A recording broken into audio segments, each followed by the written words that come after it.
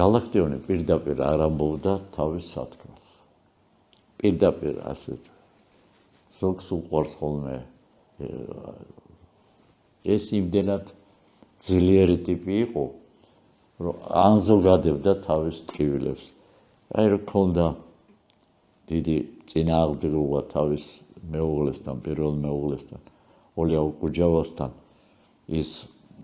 პირწავარდნილი მატერიალისტი იყო, ბოლშევიკი და ისა, ეს კიდე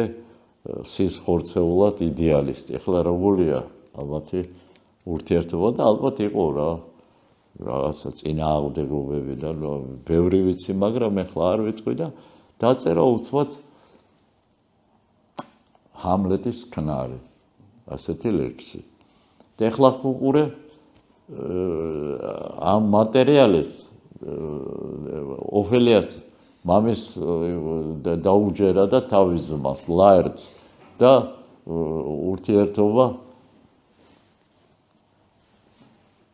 ურთიერთობა დაიძაბა რაღაცა და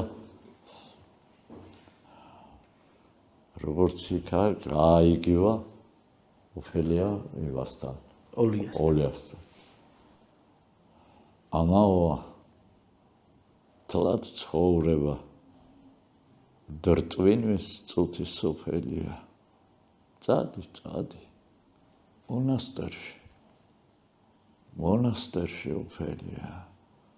ტკბილი ნანა სულ თხარე